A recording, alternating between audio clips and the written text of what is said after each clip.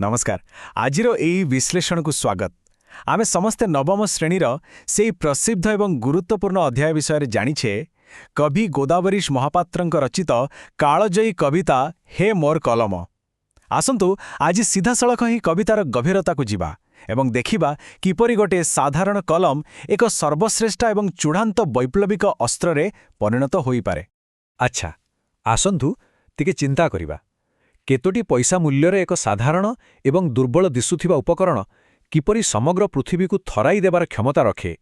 एही आश्चर्यजनक प्रश्नटी संगे संगे आमर ध्यान आकर्षण करिनिए। एमिति एक विरोधाभास विषय भाविले मनरे जो उत्सुकता सृष्टि हुए ना ताहाई हेउछि एही कवितार असल भित्तिभूमि। तेबे आसंतु आमर प्रथम विभाग आड़कू बढ़िबा। चिर विप्लवी एथिरे देखिबा गोटिए निर्जीव वस्तु किपरि नायक साजिछि। कवितारे कलम को चिर विप्लवी आउ चिर मौणी बोली संबोधन करा जाइछि। माने सत्यर प्रतिष्ठा पई एहा सबुबेले नीरव रहे सत किंतु क्रमागत भावरे एक सक्रिय वैप्लविक शक्ति भावरे काम करि चाले। एइडा प्रकृतरे भाबिबा कथा। कलमर एही नीरवता भितरे ही जेमिति एक प्रचंड विस्फोरण लुचि रही थाए। आउ एही तुलनाटी प्रकृतरे चमत्कार। गोटिए पटे देखिबाकू मिलुछि केतोटी पैसा मूल्यर एक दुर्बल शरीर आउ ठीक तार अन्य पटे रहिछि लोकंक हृदय मंदिर तथा पृथ्वी को थराई देवार एक विशाल ऐतिहासिक क्षमता। एहा कवितार मूल चिंताधारा को खूब सुंदर भावे उपस्थापन करे। आउ गोटे सुंदर धाड़ी हेला अति आपणार बंधु हुए मम अति विश्वासी सखा। एथिरु स्पष्ट होई जाए जे कलमटा केवल लेखिबार कोनोसी निर्जीव उपकरण नुहे बरं एहा हेउछि मनर अति गभीर चिंताधारा को लिपिबद्ध करुथिबा एक अति आपणार एवं विश्वासयोग्य बंधु। ठीक अछि एबे आमर द्वितीय विभाग को जिबा। कलम बनाम खंडा देखिबा दुनियार सबुठारु भयंकर अस्त्र आगरे कलम किपरि ठिया हुए। आमे इतिहास रे बारंबार देखिछे जे करबाळ बा खंडा वज्र एवं मुसळ परी शारीरिक विनाशकारी अस्त्रगुड़िक हुए तो किछि समय पाई भयंकर ध्वंसलीला रचना करि पारंती किंतु शेषरे कौन हुए शेषरे सेगुड़िक भांगी जाए निजर शक्ति हराए आउ माटिए मिसी जाए। एही कथा को ही मूल कवितारे बहुत निखुण भावरे वर्णना करा जाइछि।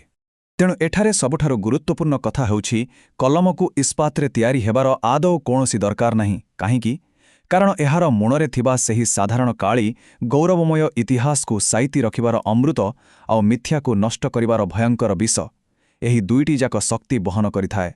यह केते आश्चर्यजनक जे गोटिए बिंदु कालीरे समग्र समाज को बदलाई देबार क्षमता रहिछि। एबे आसंतु आगोकू बढ़िबा। तृतीय विभाग महान साम्राज्यगुड़िकर पतन। समयर एही चित्र को देखिले आमे बुझिपारिबा जे इतिहासर पृष्ठारे चेंगिस खान और हिटलरଙ୍କ परी शासक माने आसिले किछि काल निजर आधिपत्य विस्तार कले और तापर चलीगले। बाहुबल उपरे आधारित एही बड़ बड़ साम्राज्य और मतवादगुड़िक प्रकृतरे पानी फटका परी क्षणस्थायी प्रमाणित होइछि। किंतु सेही पतनशील साम्राज्यगुड़िकर संपूर्ण विपरीत दिगरे रहिछि आमर एही कलम। यह गौतम बुद्ध आदि शंकराचार्य एवं जीशुख्रीस्तଙ୍କ परी महापुरुष मानकर कालजयी बाणी को वर्ष वर्ष धरी साइती रखी आसीछि। आज जे आमे सेमानंकर ज्ञानगर्भक कथा सब पढ़ी पारुछे ताहा केवल एही कलम जोगु ही संभव होई पारिछि। प्रतारणाकारी व्यक्ति माने छलना करी हुए तो किछि समय पाई निजको देवता समान उच्चता को नहीं जाई पारंती किंतु समय क्रमे सेमानंकर अस्तित्व लिभि जाए। अन्य पक्षरे केवल लिखित शब्दर स्थायी चिन्ह ही समयर सबुठारु कठोर परीक्षार उत्तीर्ण हुए आउ पृथ्वी रे एक अमर गार टाणी देई चिरकाल पाई रही जाए।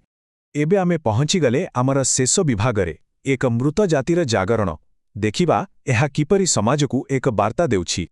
एठिरे कवि एक अत्यंत प्रासंगिक तथा चिंताजनक प्रश्न पचारिछन्ति। प्राक्तन उत्कल अर्थात आम अतीतर गौरवमय ओडिशारे एही अद्भुतपूर्व शक्ति वर्तमान सुप्त बा बंदी होई रही जाइछि कि? सत कहेबाकू गले एही प्रश्नटी आम मानसपटरे एक गंभीर आलोड़न सृष्टि होई दिए। आउ तापरे कविताटी एक निष्क्रिय समाज को पुनर्जीवित करिबा पई एही तीनोटी मुख्य पदक्षेप नेबाकू निवेदन करुछि। प्रथमे मड़ा जाति को जाग्रत करिबा, द्वितीय लोकंको कर्मठ बा उद्यत करिबा एवं शेषरे सेई बहु प्रतीक्षित मुक्तिर द्वारा खोली देबा। एठारे आउ गोटिए कथा लक्ष्य करिबा जे कलम एही सबु सफलता कोनोसी हिंसा किंबा बाहुबल द्वारा हासिल करे नाही।